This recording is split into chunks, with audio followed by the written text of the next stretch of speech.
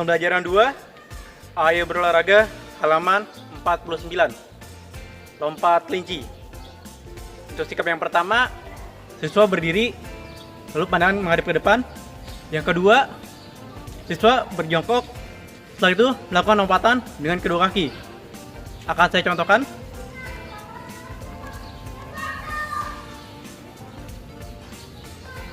Oke, posisi pertama berdiri dan pandangan menghadap ke depan. Posisi kedua jongkok dengan dua kaki ditekuk. Posisi ketiga pada saat ada aba-aba mulai melakukan lompatan. Mulai.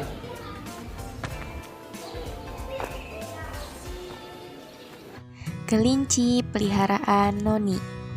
Noni memelihara kelinci untuk kesenangan. Noni sangat sayang kepada kelincinya. Noni menamai kelincinya Cimut. Sepulang sekolah, Noni merawat Cimut dengan baik. Noni belajar merawat Cimut dari ayahnya. Ayahnya membuatkan kandang untuk Cimut. Kandang menghadap timur agar mendapat cukup sinar matahari. Sinar matahari menjaga agar kandang tidak lembab dan membunuh bibit-bibit penyakit. Noni selalu membersihkan kandang Cimut secara teratur. Nah, Noni juga selalu memberikan makan Cimut 2 kali sehari, yaitu pada pagi dan sore hari. Makanannya diberikan secukupnya saja. Bila berlebihan makan, hal itu tidak baik bagi pencernaan Cimut. Selain itu, Noni juga memandikan Cimut 2 kali dalam sebulan dengan air hangat dan sabun bayi.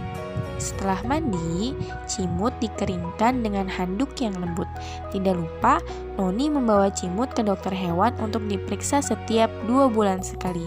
Karena perawatan yang baik, Cimut pun tumbuh dengan sehat. Setelah selesai memberi makan kelinci, Noni membersihkan badan. Noni kemudian minum segelas susu murni. Susu murni terasa segar menghilangkan rasa haus Noni. Noni pun kembali bertenaga untuk melanjutkan kegiatan. Tahukah kamu dari mana susu murni berasal? Susu murni berasal dari sapi.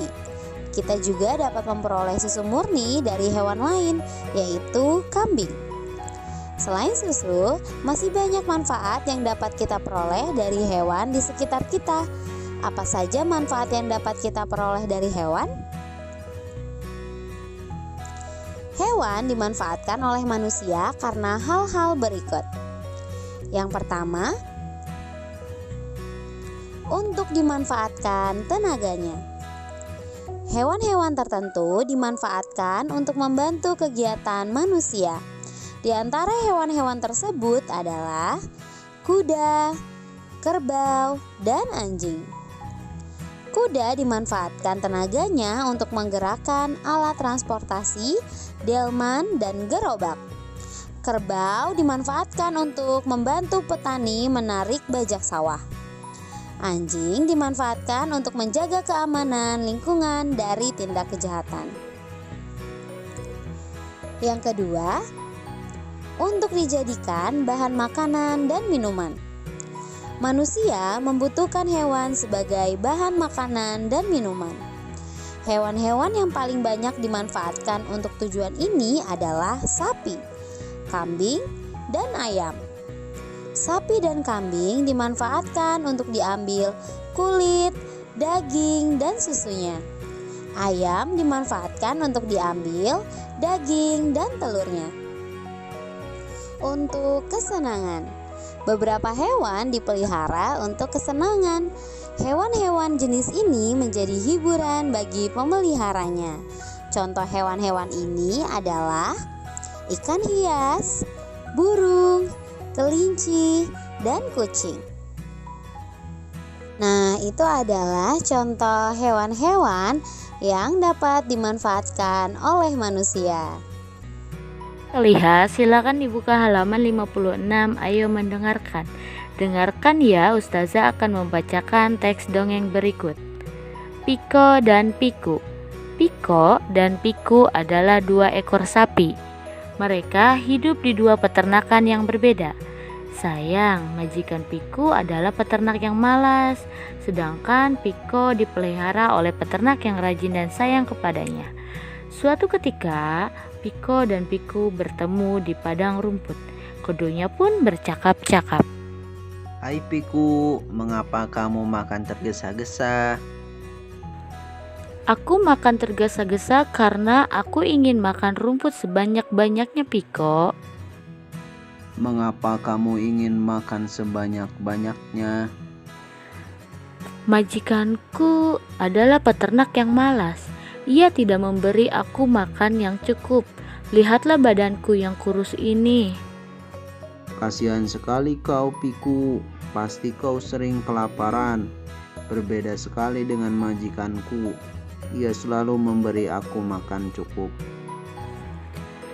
Beruntung kau Piko, aku sendiri tidak mengerti terhadap majikanku. Padahal bila badanku gemuk, tentu dagingku sangat banyak. Baiklah kalau begitu, makanlah sepuasnya Piku. Semoga majikanmu berubah menjadi rajin. Terima kasih Piko, aku pun berharap demikian. Sekarang adalah pembelajaran 4 halaman 61, yaitu adalah kombinasi lompat dan loncat dengan menggunakan skipping. Akan saya contohkan. Oke, yang pertama menggunakan kedua kaki.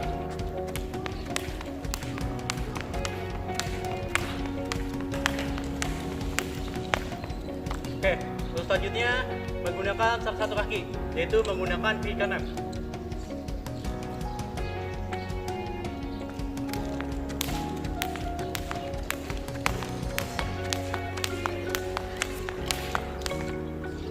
Selanjutnya, menggunakan kaki sebelahnya, menggunakan kaki kiri.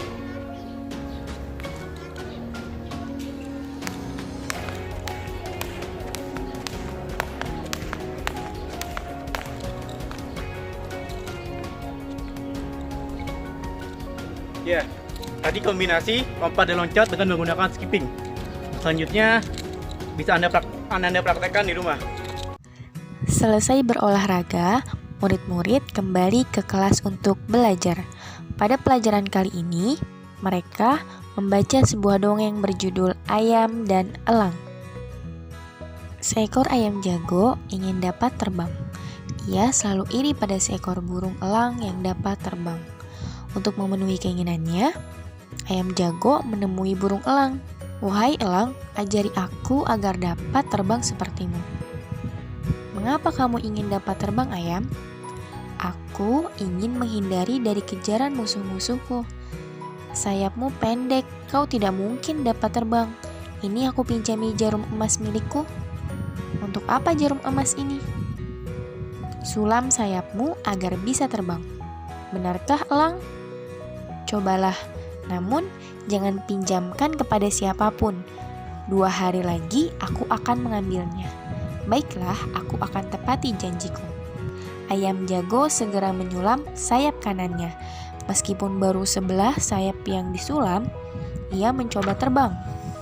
Ternyata, ia dapat terbang walau belum setinggi elang. "Ayam jago, apa yang kamu lakukan di atas pagar?" "Hai ayam betina, aku sekarang sudah dapat terbang." "Bagaimana mungkin?" "Aku menyulam sayapku menggunakan jarum emas milik elang. Aku juga ingin dapat terbang. Pinjamilah aku jarum emas itu." "Ini, ambillah." Ayam jago meminjamkan jarum emas kepada ayam betina. Ayam betina lalu menyulam sayapnya dengan jarum emas. Mereka sangat gembira sehingga mereka lupa di mana jarum emas itu. Kini, jarum emas itu hilang. Ayam jago ketakutan karena tidak dapat memegang janjinya kepada elang. Ketika elang menanyakan jarum emas itu, ayam jago tidak dapat mengembalikannya. "Hai ayam, mana jarum emasku?" "Maaf elang, jarum emasmu hilang." "Bagaimana bisa hilang? Aku tidak tahu di mana meletakkannya. Kau telah melanggar janjimu. Mulai hari ini, aku akan memangsa seluruh keturunanmu." Burung elang sangat marah kepada ayam jago.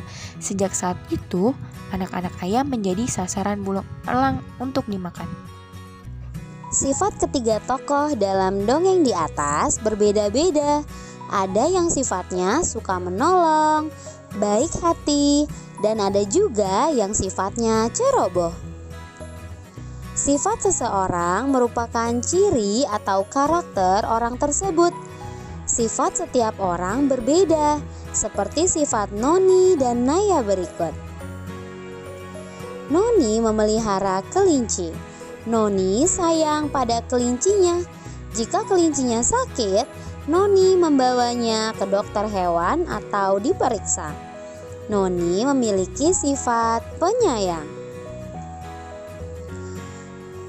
Naya senang membantu ibu bersih-bersih rumah. Naya juga senang membantu ibu memasak, terutama saat ibu membuat kue. Naya langsung membantu ibu mengaduk adonan kue. Naya memang anak yang suka membantu.